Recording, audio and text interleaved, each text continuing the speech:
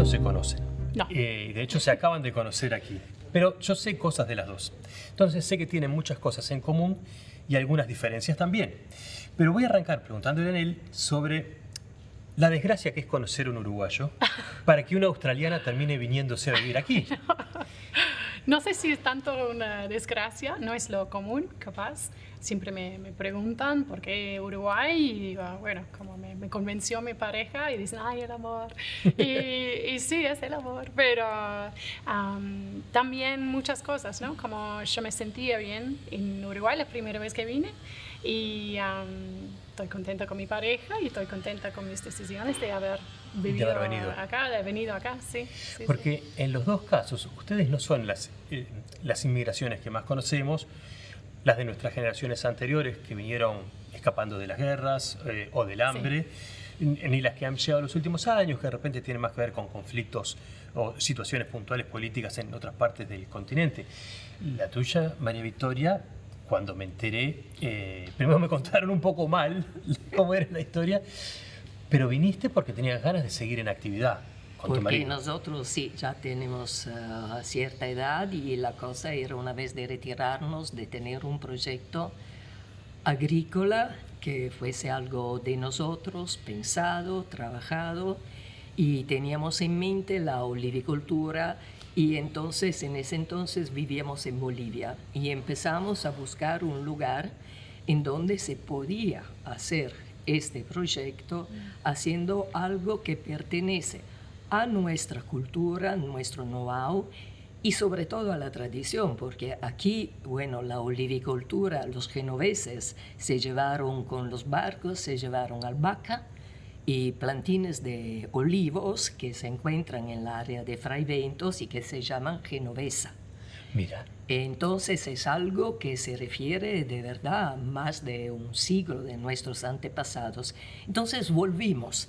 Encontramos que a nivel climatológico, a nivel de suelo, estaba apto Uruguay y bueno, decidimos llevar la olivicultura italiana acá y se vino en avión.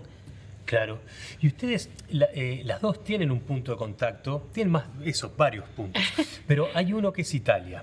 Tú sos de la Liguria, sos hincha de Génova, tu marido de la Sampdoria, sé que eso genera arduas disputas domésticas, pero tú en él viviste. Sí. Y viviste en Italia estudiando ópera. Estudiando ópera, sí. Que es como ir a la Meca, estudiar, ¿no? Sí, obvio.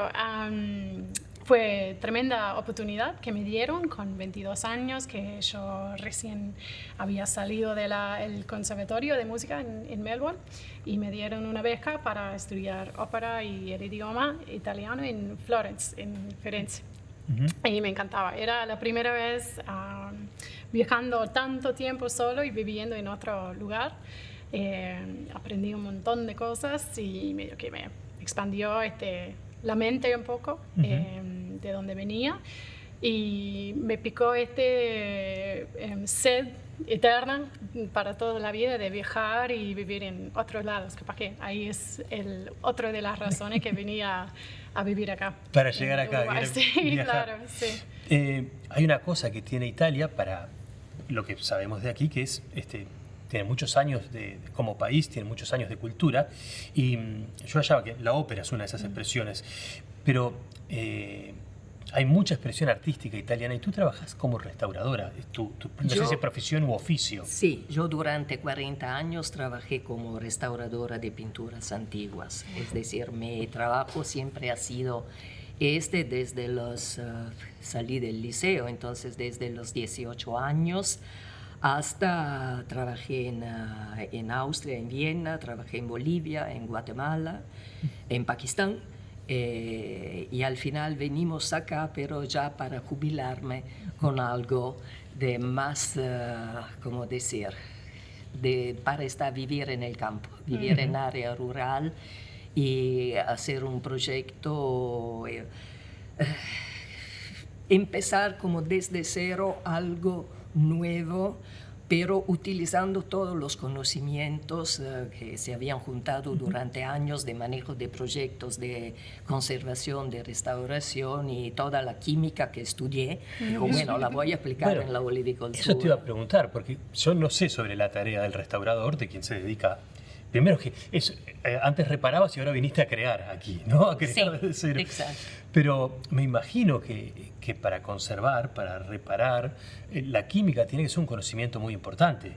No sé qué se estudia más para ese oficio, si se estudia más arte o si se estudia más química. Se estudia más técnicas artísticas, es decir, se estudia mucho más lo que son las técnicas utilizadas para los pintores. Y esto significa estudiar química, estudiar física y historia de arte, sí, porque siempre está relacionada con todo. Pero el oficio de restaurador es olvidarse de la imagen y fijarse solamente en lo que son los materiales. Yo tengo que preocuparme de la materia prima de la pintura, no de la imagen. La imagen pertenece al pintor. Yo tengo que respetarla y preocuparme solo de conservar el material que permite a la mente, a la idea del pintor de transmitirse en el futuro. Entonces es un trabajo en donde uno tiene que limpiarse la cabeza y ponerse y fijarse solamente en la parte técnica y utilizar todos los conocimientos químicos que tiene. Otra cosa que tiene Italia, aparte del arte, es la tradición de la oliva, de la que ya hablaremos, pero también está la tradición del café. Sí. No sé si fue allí donde empezó tu vínculo fuerte, estrecho con el café. Y en realidad, no mi vínculo fuerte, pero mi primer vínculo. En realidad empezó en Italia, en los bares tradicionales estos, donde se para tomar un café por la mañana. Antes no tomaba café, antes nada. Y empecé a tomar el famoso café con leche y después el café solo en Italia. Y también, obviamente, disfrutando los pasteles y la panadería también, que es tremendo ahí. Entonces empecé allá, pero la verdad que el café que trabajamos nosotros, que es café de especialidad y café que está de muy alta calidad, es otro producto. En Italia el tueste es un poco más oscuro, es un café con más calor, más fuerte, más cuerpo, y la gente le gusta. En esta época también a mí me gustaba. Y ahora trabajamos con otro producto, otra materia prima, como dijiste vos, Victoria, y respetando muchos parámetros para que salga impecable y como con otras notas, no solo este café fuerte. Yo leía en algunas páginas de crítica del mundo del café, Sí, sobre la tostaduría que haces tú. Decía que es una tostaduría a la australiana. Yo dije, bueno, es muy Sí. lógico por tu pertenencia. Ajá. Pero daba como característica, por ejemplo, que el color no era un café tan oscuro y que apostaba a otras cosas. Yo creo que en Uruguay estamos recién desarrollando una cultura, yo estoy lejísimo de tenerla, en el paladar hoy te decía, a mí me gusta cuando me deja algo abajo de la lengua que no sé cómo explicarlo. Sí. Y esto me decía que pueden ser notas frutales. Sí. Pero, bueno, ¿cómo se identifica una tostaduría? ¿Cómo podés tan fácilmente decir, la italiana es más oscura y son cafés con más cuerpo, la australiana, bueno, es un más intermedio? Bien. ¿Cómo son esas escuelas? Ay, qué pregunta, Aldo. Es un poco complejo, pero tiene que ver con varios aspectos. Uno es la calidad de la materia prima, que es una cereza de café, el grano en sí, que nosotros lo importamos de Bolivia, de Brasil y de Colombia, el café verde, es tipo un poroto bien duro. Y eso pasa por el proceso de tueste, que es nuestra parte de la cadena de café. Y si vos, como cualquier otra cosa, si vos no lo cuidas mucho, no sale destacando las características que tiene para ofrecer este grano. Por ejemplo, un tueste oscuro sería más industrial, una máquina enorme, tirando el café con un programa y ni lo miran y medio que lo llevan a cierto punto y pum, está tostado. Nosotros tenemos una máquina alemana conectada con sondas, un programa de un software específico para tostar café.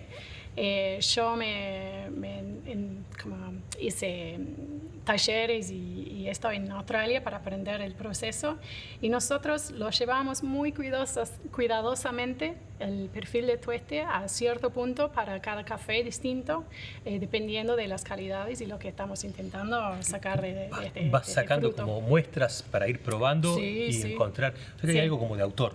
Sí, sí, sí, es y no es. Es una mezcla, una combinación de ciencia y química, y también intuición y sabor, como tu preferencia, tu paladar. Así que, ¿Cómo hacen cuando ustedes cosechan la oliva? ¿Han Y- plantado una cantidad de olivos? Hemos plantado 9.000 olivos. El campo de nosotros antes era un campo ganadero. Ujú. Y entonces, En Casupá, en Casupá, sí, estamos a 5 kilómetros de Casupá. Era un campo en donde solo había vivido ganado, entonces una tierra para nada explotada, de grandísima calidad, muy fértil, sin erosión y sin uso agrícola. Ahí importamos los plantines desde Italia, en avión se vinieron, eran plantines de unos 30, 40 centímetros. 7.000 plantas vinieron en avión, y son plantas genéticamente certificadas, porque la elección fue, al tener 9.000 plantas y 40 hectáreas, hacer algo absolutamente nuevo para la olivicultura de Uruguay de ahora, pero con raíces en el pasado, porque los italianos habían llevado, los genoveses, aquí olivos, Y lo- mientras que ahora son solo los españoles. las Eso te iba a decir, plantas. aquí la oliva es española, o los aceites que llegan y que aparentemente, cuando uno va a un supermercado, pues sí, aparentemente son los que tienen prestigio, son los españoles. Y ustedes trajeron otra variedad. Nosotros trajimos Tayasca, Frantoio, Lechino y Pendolino desde Son Italia. todas de la Liguria. Después, no, Tayasca es de Liguria, y Frantoio, Pendolino y Lechino son de Toscana. Ajá. Goratina es de Puglia. Entonces, pero como para el café, son variedades que dan resultados diferentes. claro. Y yo siempre digo que nuestro trabajo es el trabajo de la 3A. Somos agricultores, somos artesanos y somos artistas. Porque tenemos que cuidar nuestra materia prima con la plantación, nuestros 9.000 olivos. Somos artesanos porque el trabajo de elaboración del aceite es un trabajo de artesanía, pero junto tienes que ser artista, porque para sacar lo mejor de tu materia prima tienes que tener algo, inventarte algo, cada vez estudiar algo nuevo para sacar lo mejor, porque como decía ella, tú puedes tener una industria, aprietas un botón, todo se va en automático y al final metes aceitunas y sacas aceite. Pero si quieres un aceite y, como decir, aprovechar de las características únicas que tiene cada variedad la tienes que trabajar de forma diferente. Lo cual significa que estás al lado de la máquina, vas probando todo el aceite que sale del decanter y vas apuntando todos los parámetros para seguir mejorando. Por eso los aceites tienen que ser únicos. Por eso. ¿Cómo se hace una cata de aceite? Porque es algo que tampoco tenemos costumbre. A mí una vez me llevaron en España a un lugar donde estaban elaborando y me pusieron unos recipientes pequeños que tenían distintos aceites y me pusieron pedazos de pan. Yo, sin saber, mojaba el pancito en el aceite, lo probaba y decía qué rico. Y no me daba para decir más que eso. Pero ¿qué es lo que uno tiene que buscar? Bueno, ahora, yo hice el curso de sommelier para aceite de oliva con la Facultad de Química acá, y con el panel del COI que te hacen la parte práctica. No tengo pretender de ser una catadora de aceite, pero sí lo hice sobre todo para entender bien lo que estaba haciendo yo. Claro, ¿qué es lo que pasaría con el consumidor también? Que nuestros paladares estén educados para disfrutar el producto que sea. Exactamente. Entonces, la cosa importante es que también lo que hacemos nosotros con el consumidor es enseñarle primero a leer la etiqueta del aceite.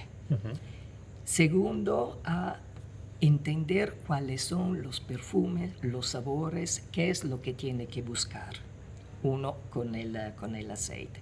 El aceite normalmente no se cata con el pan. Bien. Se cata. De red de entrada.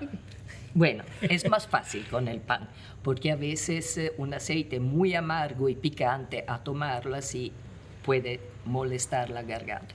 Pero se toma un trago, se pasa la lengua alrededor del paladar y después uno empieza a hacer entrar aire por la boca y salir por la nariz.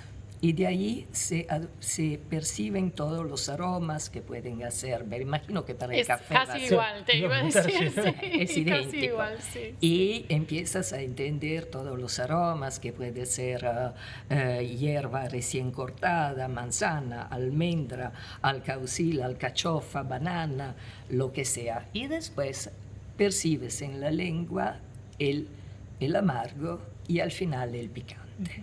Toma. ¿Y el café cómo sería? ¿Cuál sería la diferencia? No es picante. La diferencia es que nunca No es tomé un café picante, pero súper interesante escucharte hablar de eso. Yo sabía que se cata aceite de oliva, pero no sabía que era tan igual que la cata de café. Yo no soy Q-grader, que es tipo sommelier de café, pero he estudiado mucho en la cata y es un sistema estandarizado en todo el mundo, por suerte, que hacemos una cata con unos vasos, una cuchara, todo un set de reglas y normas y pasos, tiempos, temperaturas, todo es igual en donde sea del mundo.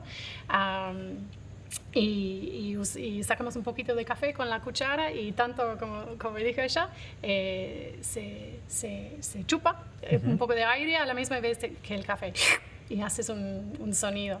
Y hemos ido varias veces a catar, como en Brasil, en Bolivia, y una vez en Melbourne me fui y catamos nuestro café tostado acá en Melbourne con otra gente. Y hay gente que hace tremendo sonido, como... sí, pero como una sopa en invierno. Yo tengo un poco más moderado el ruido mío, pero es así, es igual que se cubre toda la boca para que se siente. Y después, como dijiste, cuando está caliente, en particular el café, se siente otras cosas y después cuando se enfría, se siente otras calidades, características del café. Se dice que no se perdona nada un café frío, como caliente puede ser que como lo disfrutas y eso, pero después frío, si tiene un defecto o está medio amargo o está sobre tostado, yo noto y se dice que... El frío delata. Sí, no se perdona nada. Sí. Esta tal vez la diferencia es que ustedes, es decir, en el aceite, por ejemplo, si es muy frío, uno tiene que calentarlo con la mano hasta los 24 grados para que todos los aromas y los perfumes se liberen. Y lo tapa y después empieza a sentir los perfumes. ¿El café cómo lo catan? ¿Caliente o frío? Caliente, sí, a 94 grados y tiramos el agua. Y después esperamos cierto tiempo. Hay todo un proceso, se hace una costra en la superficie del vaso. Después de 4 minutos se rompe esta costra con la cuchara y salen los aromas más intensos en este momento. Después esperamos un rato más para que no se quema la lengua y ahí es cuando se analiza y se categoriza este producto. Una cosa que me da curiosidad. Bueno, que en realidad es parecido en los dos mundos. Hay 100 y pico de variedades de café. Sí, muchas. ¿Cuántas son las que tienen uso comercial a nivel mundial? Y en realidad todos, sí. Pero las que preponderan, que se llevan la mayor parte del mercado, tengo entendido que son 2. Sí. No, a ver. Variedad y varietal. Perfecto. Ahí está. Dale. La variedad, hay arábica, que es mayormente el café de especialidad, y robusta. Y robusta en realidad viene de un arbusto un poco más fuerte, tiene mayor producción, no es tan débil con tipo bichos y enfermedades que pueden afectar el crecimiento del producto. Y Robusta va más para el café comercial tradicionalmente, y después Arábica tiene más potencial para ser como tener más posibilidades de sabor y de calidad, y ahí es donde está el café de especialidad. Ahora, interesante, en Brasil y en otros países están haciendo experimentos, pruebas y produciendo tremendo café que es robusta, pero de calidad, especialidad. Cuando hablo de café de especialidad, es cualquier café que se cata y se da una nota entre 80 y 100, un puntaje de 80 a 100.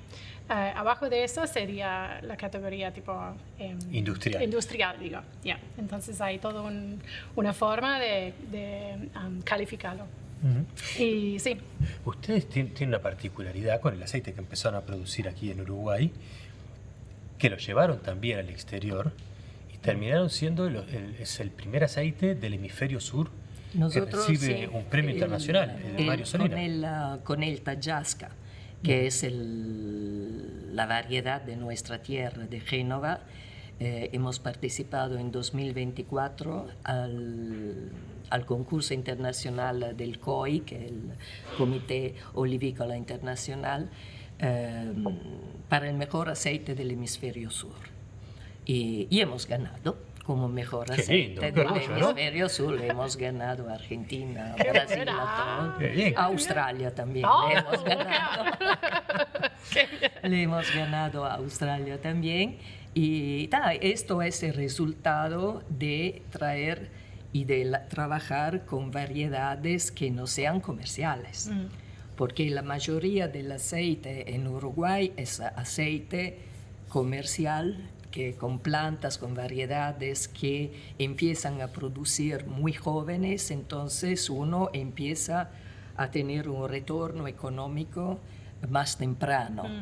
Pero, como se dice a Italia, el olivo se planta para los nietos.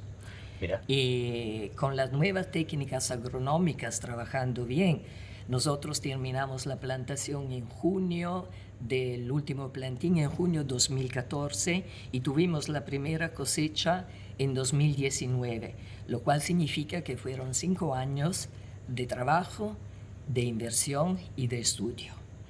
Y de ahí empezamos y cada año uno aprende algo más y se da cuenta que todo el apoyo que tuvimos desde Italia, desde el vivero Pacini que nos dio las plantas, a todos los técnicos de las universidades que nos apoyaron para elegir las variedades, empezó a dar resultados. Ahí hay algo que sucede, creo que es en 2019, que hay una turbonada que les daña las plantaciones. Sí, 500 plantas, digo.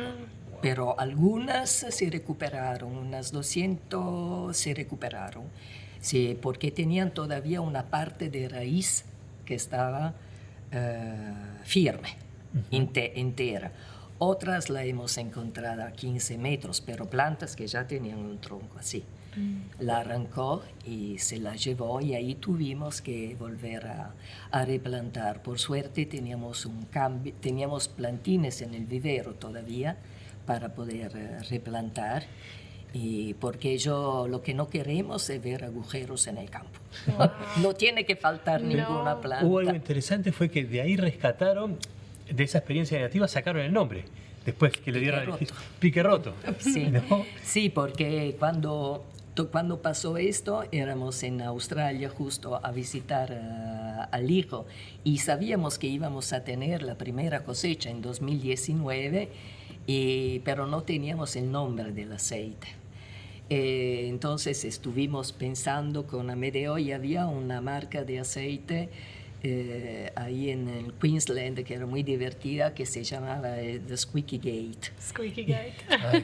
Tradújame, ¿qué sería? La puerta que chilla. Sí. Ah, bien, perfecto. La puerta que chilla. Y entonces dijo, bueno, vamos a buscar un nombre así un poco diferente, no Divertido, Olivares de Casupá, Olivares, entiendo. Y en ese entonces llamó al muchacho que trabajaba allá entonces y me dijo, Victoria, aquí es una guerra, pasó una turbonada, parece que bombardearon el campo, hay que comprar 5.000 piques nuevos porque se rompieron. Wow. Y de ahí nació el nombre aceite del pique roto. Me encanta. Porque se rompieron 5.000 piques que eran los tutores de las plantas. Y nunca te pregunté, nos conocemos hace un tiempo ya, y Foragida es generoso colaborador de este programa, pero no sé por qué Foragida, que es un nombre precioso también. Y no fue por una turbinada, pero por suerte, sí. No, Foragida vino... pasamos por todo, como vivimos nosotros, y la tostadería nuestra está en el pie del Cerro Pan de Azúcar, entonces estábamos como con pan de azúcar, cruz de café, espina de cruz, como pasamos por muchos nombres, y después estábamos mirando una película en familia con Fer, y yo en esa época estaba mirando los subtítulos que me ayudaban en español. Y aparece eso, un forajido, ¿no? No sé, y en inglés decía bushwhacker. Y bushwhacker es una palabra bastante australiana y significa forajido, ¿no? Como un forajido. Pero allá sería un forajido un poco más estilo australiano, con un gorro australiano, con un perrito así que se va tipo en las afueras de la sociedad. No es tanto una persona que rompe la ley o un delincuente, ¿no? Más hacia persona que vive en el campo que caminaba por las calles ahí atrás en el campo. Y decidimos eso y no queríamos género y pusimos foragida. Y en el final funcionaba bien como formando el equipo. Somos mayormente mujeres en el equipo. Todos las jefes, menos Fernanda, mi pareja, somos todas jefas. Y Lo tienen rodeado. Ay, sí, rodeado y controlado. Y entonces también viene con los principios principales de foragida. El despachante mío, cuando le avisé el nombre de fantasía, casi me mata y me dijo, no, Nelly, no puedes poner foragida. Si aduanas ve que se llama foragida, todas las importaciones van a pasar por Canal Rojo. Porque van a decir que somos forajidos, ¿no? Claro. Sí. Pero no pasaba, así que... Ahora que dijiste bien. lo de las importaciones, me acordé de otra cosa que tienen en común, que ustedes respetan, cada uno en su emprendimiento, la tierra, el entorno. La producción es absolutamente orgánica, ustedes dicen que son una suerte de isla agroecológica Agroecológica. en la zona. Una isla agroecológica. Pero cuando tú hablas de las importaciones, me acordé, no sé si fue en 2019 o 2020, se juntaron algo entre empresas que uno pensaría compiten porque eran distintos tostadores, para hacer una importación desde Colombia, Sí. de manera que ustedes podían traerse por barco 2 toneladas de café, que es un montón, y que los productores cobraran el doble de lo que cobran habitualmente, que recibieran ellos directamente más dinero salteando intermediarios, como una forma de respeto también a quien trabaja la tierra. Me pareció que hay, en los dos casos, les pregunto a las dos, tienen un interés de darle un valor agregado que no es de repente el que pasa solo por el paladar, que va a otro lado. Capaz que uno en el fondo lo termina notando en el paladar, no lo sé, ustedes me lo podrán decir, pero no pienso yo que de entrada sea algo que se note en el paladar. Es como más de tranquilidad de conciencia de ustedes, me parece, no sé. Sí, es lo que siempre me dicen, ustedes tienen certificación orgánica. Y yo digo, nosotros trabajamos en conciencia, tenemos un manejo agroecológico.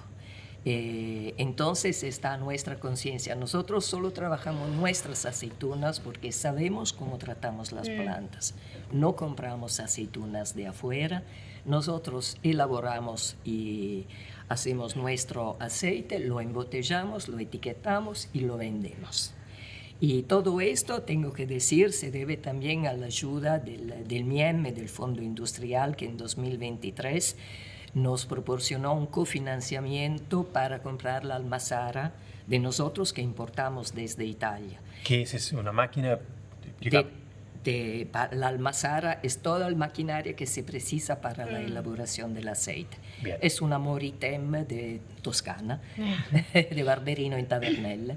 Y esto, ahí también nosotros tenemos todas mujeres que trabajan ahí. Y el MIEM en esto nos ayudó muchísimo, fue una ayuda importante, pero nos permitió de verdad de cerrar el círculo.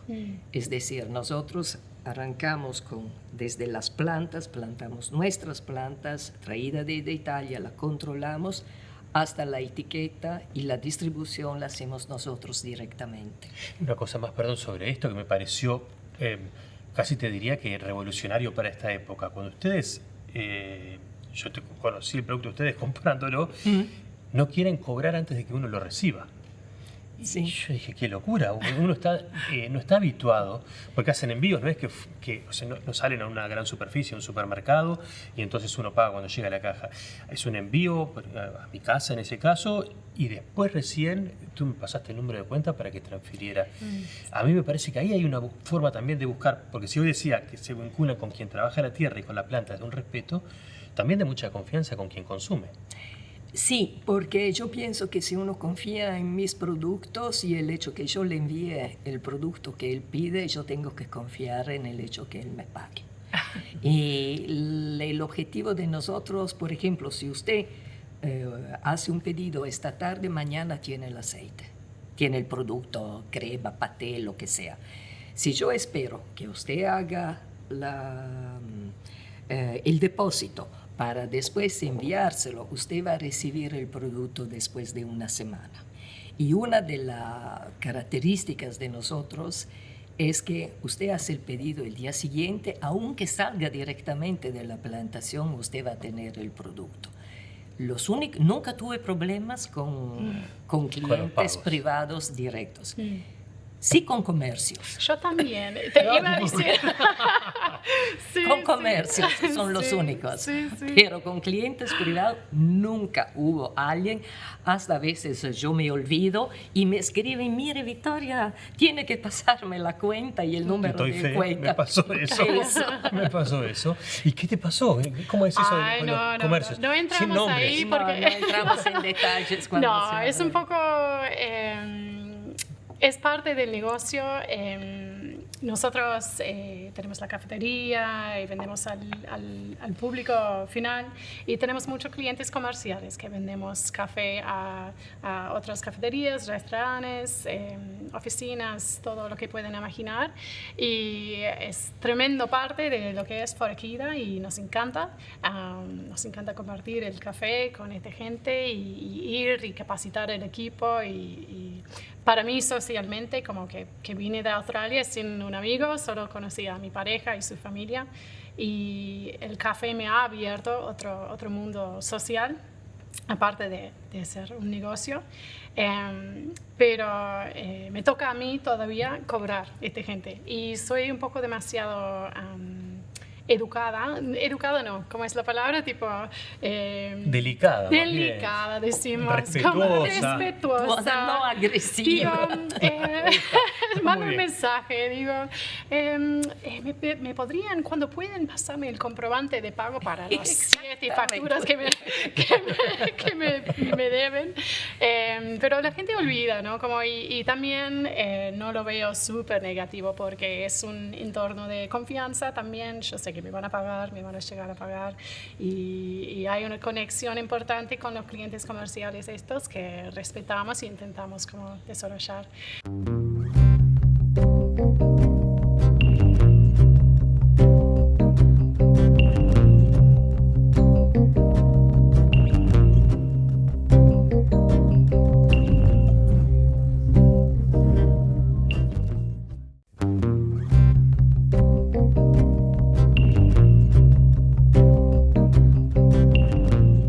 Quiero saber cuánto hace que no cantás ópera.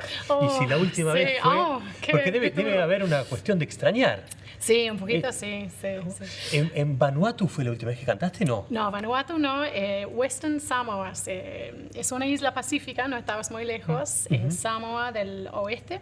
Y me fui de chiquita con un grupo, un coro y cantaba ahí. Otra experiencia increíble, ¿no? Como nos alojaron en un pueblo chiquito, bien en la playa. Ahí nos dieron comida increíble del Pacífico y en la cena final de la visita, del viaje, nos presentaron como invitados de honor. Nos presentaron un plato especial y casi nos desmayamos porque había una tortuga. Wow. Sí, una tortuga para la cena final y estamos como un poco asombrados, pero bien. Y en realidad la música me llevaba a muchos lados, ¿no? Como viví este año en Florencia, hice este viaje a Samoa y también yo hice un giro con mi carrera musical con 25 años y medio que puse en pausa la música clásica, la música lírica, y me fui más al lado de Latin jazz y como un poco más moderna el estilo. Y por suerte yo estaba viajando, mochilando con una amiga y estaba en Ecuador, conocí unos músicos, me invitaron a cantar y iba a Colombia la siguiente semana y me invitaron otra vez, otro toque, y me invitaron otro toque. Y me quedé 1 año y medio en una ciudad en Ecuador cantando con este grupo. Y ahí también una fantástica oportunidad de desarrollar lo que conocía de la música, y también ahí es cuando empecé de aprender español. Yo no sé si se puede extrañar restaurar, no sé si es lo mismo que una vocación como la de ejercer un arte, pero también se me ocurre que hay algo que se puede extrañar, que es venir de un país con tanta historia de arte a un país que no deja de ser joven, Uruguay, en términos históricos, y que no tiene una producción artística que venga con el correr de los tiempos, que todavía en algún punto es casi que es naciente la producción artística uruguaya. Sí, cada vez que volvemos a Italia, a Génova, yo me voy por museo. Aunque lo visité los museos de mi ciudad, creo, 54 veces, y siempre, por ejemplo, vuelvo a ver las pinturas que yo restauré hace 30 años, que están en los museos ahí, y a ver cómo están después de tantos años. Si se mantienen. Si se mantienen bien y da vuelta. Y, por ejemplo, cada vez que vamos en Brisbane, siempre vamos al Museo de Brisbane, que tiene una sección de arte antigua, que es muy raro pensar que está en Brisbane. Sí. Pero tiene pinturas italianas de muy chiquito, es la sección, pero es muy interesante. Brisbane es en Australia y ese otro punto en común porque tu hijo vive en Australia. Nuestro hijo sí vive en Brisbane y trabaja allá. Se fue cuando dejamos Bolivia en 2012. Él acababa de sacar su bachiller al Liceo Franco Boliviano y nosotros íbamos para Pakistán y no era un lugar en donde llevar a un joven. Entonces, al hablar 4 idiomas podía elegir en dónde ir a estudiar y él eligió Australia. Y en Brisbane se fue es ingeniero mecánico a la Queensland University y bueno, ya son 13 años que vive allá, se compró casa, vive, se casó, está contento y bueno, a veces dice me gustaría volver un poco a Europa porque tiene tiempo. Tiene tiempo todavía. ¿Sabes qué pensaba? Recién te preguntaba sobre las cosas históricas que quedaron atrás y bueno, y cómo uno se reencuentra con ellas. ¿Cómo fue?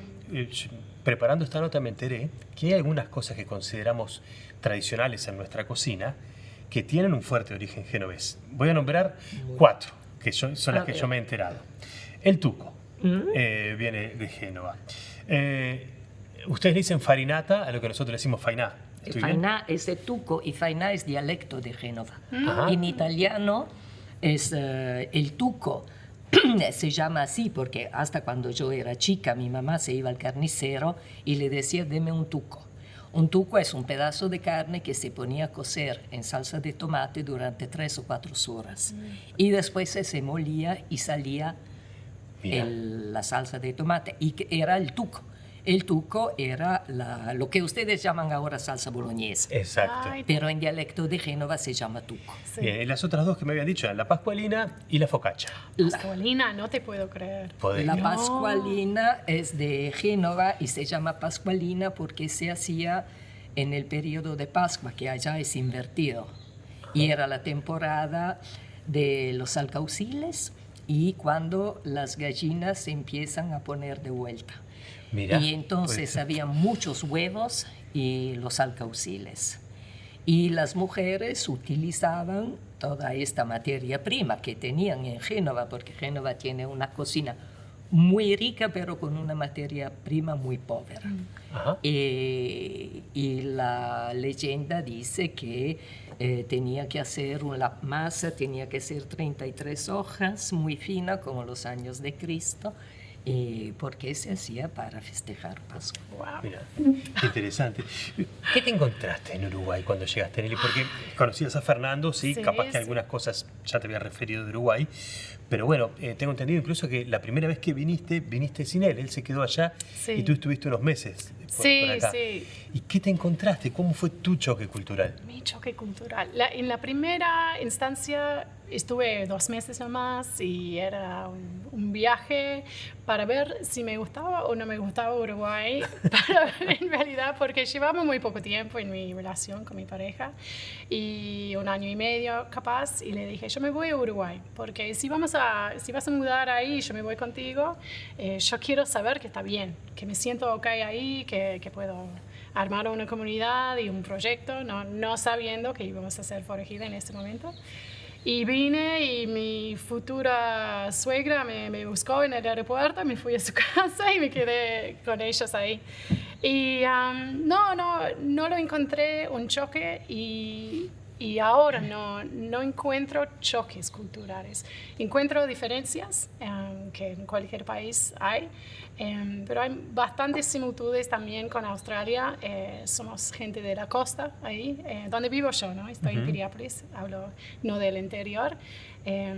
Yo creía en el campo, en el interior de Australia, en un lugar bastante con eucaliptos y no sé, bajas y eso. Y donde vivo ahora es bastante parecido.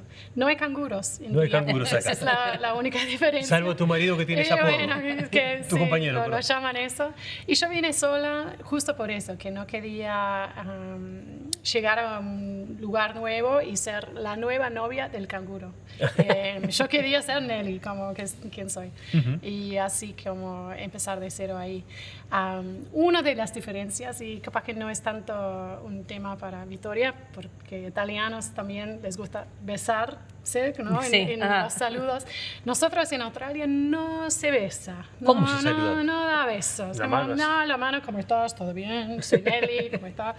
Y acá los besos es súper parte de la cultura, ¿no? Como voy a un evento donde no conozco a nadie, 35 personas, hago la ronda de 35 besos.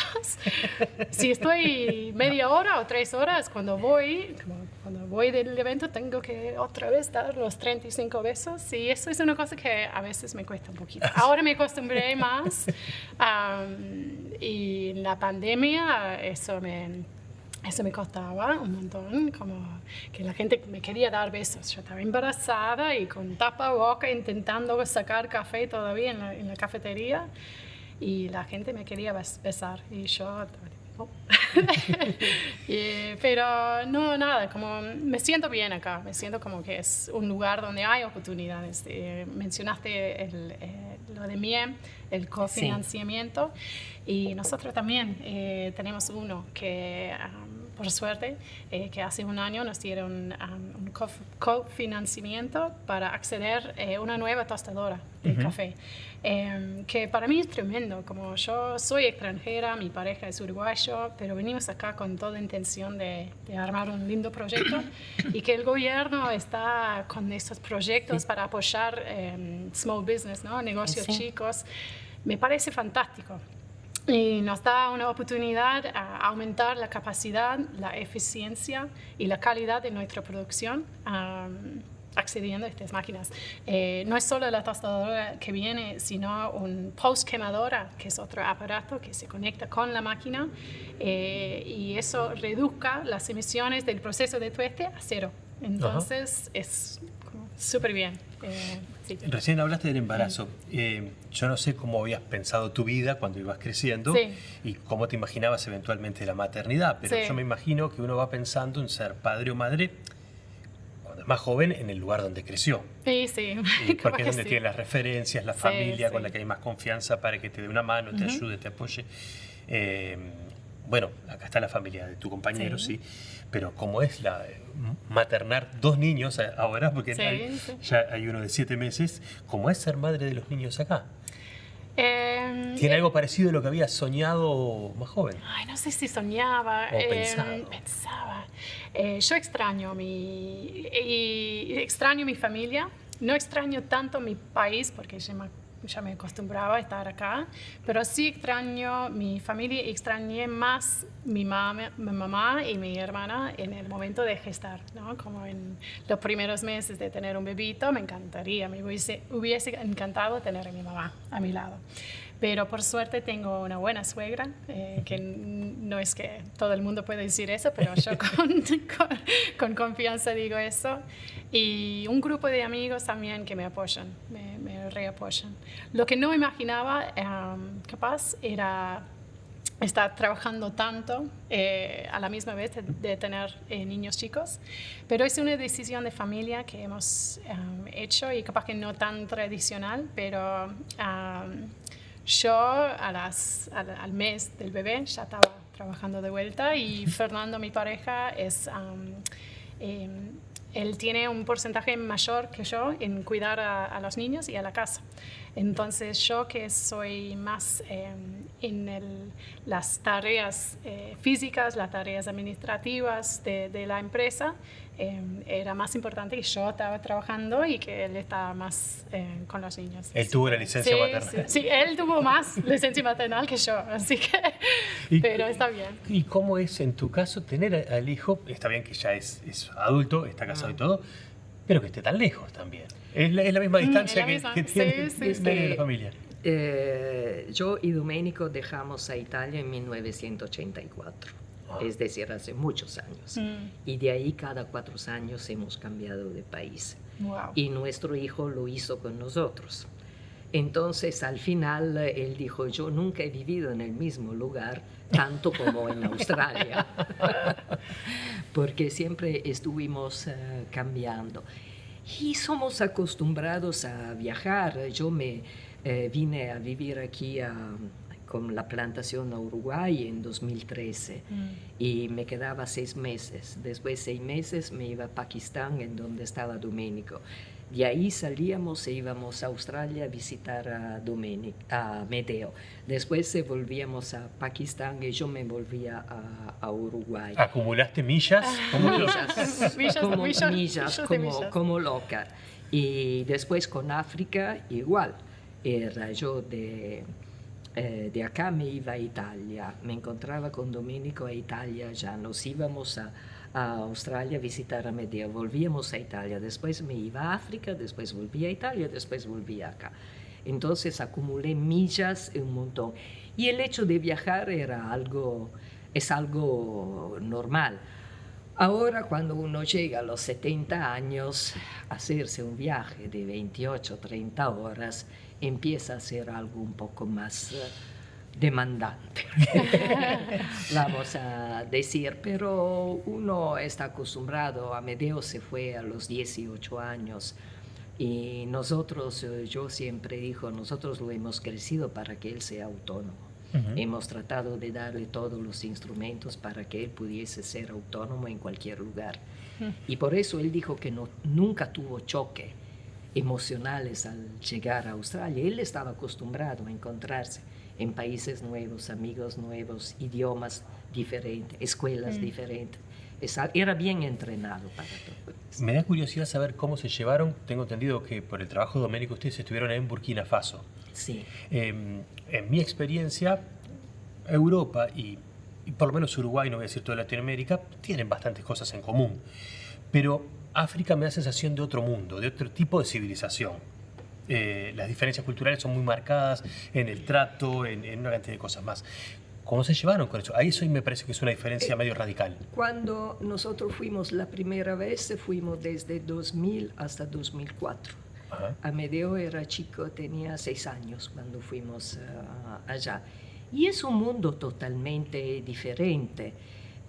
Nosotros fuimos allá como privilegiados, teníamos una casa con aire acondicionado. Amedeo iba a la escuela internacional en un lugar, eran 20 niños en clase de 13 nacionalidades diferentes. Wow. Entonces, un intercambio cultural increíble, le abrió muchísimo la mente todo esto. Era un país todavía en donde agarrábamos nuestro Kia Sportage con 60 litros de agua, una carpa, íbamos en la nada, en la Bruce, y los niños decían, metemos la carpa ahí. Y dormíamos en cualquier lugar, porque era un país todavía seguro, era un país en donde la gente siempre sonreía, era un país en donde la gente vivía en la calle y compartía todo. Ahora, la segunda vez, desde 2018 hasta 2023, ha sido mucho más pesado, diferente, el país ha cambiado mucho. En ese entonces, Domenico, lastimosamente, fue allá solo y le tocó la parte más pesada de la temporada africana. Uh-huh. Pero África sigue siendo un país y un continente muy interesante.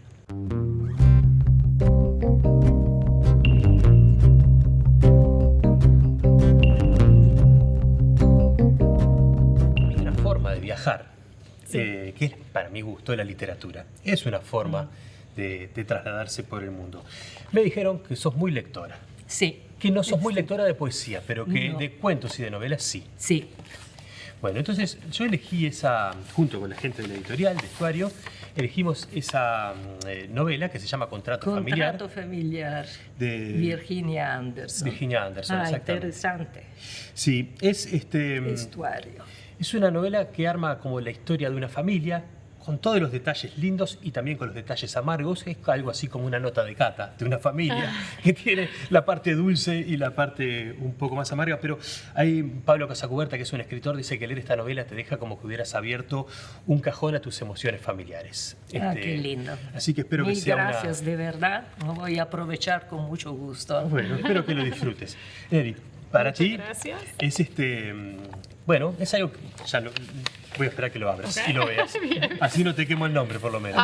El café del griego. El café del griego. Qué lindo. Es una novela de Sergio Altesor. ¿Sí? Es un café que está situado en París, que lo atiende un griego, y donde van pasando distintas personas y, digamos, en algún momento alguien más joven, en algún momento alguien más de mediana edad, o sea que podría ser también un tríptico, si lo ponemos en términos artísticos, donde se va armando, una vida. Y supongo que en algún punto también es lo que pasa cuando uno tiene delante un café, porque más allá de tostar y moler forajida, ustedes llevan adelante el Espresso Bar en Piriápolis, sí, que está precioso y se come muy rico, además de tomar un café muy rico, pero supongo que historias así, tal vez, u otras, propias de Piriápolis pasan por ahí. Buenísimo, muchísimas gracias. Así que bueno, les quiero agradecer a las dos el tiempo y para cerrar te voy a hacer una pregunta porque me dijiste algo antes de empezar sobre el café que estamos tomando los tres. Que me dijiste que tenía una historia. Tiene una historia. Y me da mucha curiosidad saber la historia del café que tomamos. Bien. El café se llama Tierra Tucán. Y nosotros intentamos poner nombres interesantes o que significan algo, como empezamos poniendo solo el nombre del productor, que como hemos hablado antes, nosotros no tenemos plantas, no tenemos el terroir ni la altura para plantar café, entonces tenemos que tratar con los productores de otros países. Fuimos este año a Brasil con toda la familia, con 2 niños, una compañera de trabajo y mi pareja, y fuimos a Minas Gerais a visitar nuestro proveedor de confianza, una cooperativa ahí, Y en una de las fincas, la última finca que fuimos se llama Fazenda Coqueiro, y el productor nos llevó al punto más alto de la finca.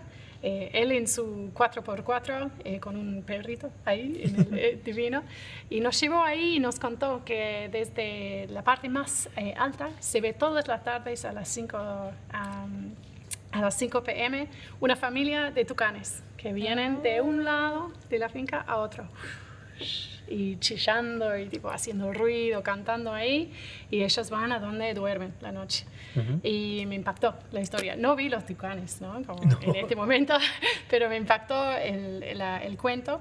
Y ahora que estamos en la tostadoría catando el café, decidiendo qué nombre poner, nos ocurrió eso, Tierra Tucán, que es frutal y como tropical, y tiene yo lo tomo y me acuerdo de este momento con el productor ahí. Así que, muy bien. Yo les quiero agradecer a las dos el tiempo y la confianza por la Muchísimas charla. gracias. Y les voy a hacer una última propuesta, pero sé que son dos mujeres con coraje porque se han arriesgado a recorrer el mundo, a que vayamos para aquellos que caminando los tres juntos para cerrar el programa. bueno, Muchas gracias. muchas gracias.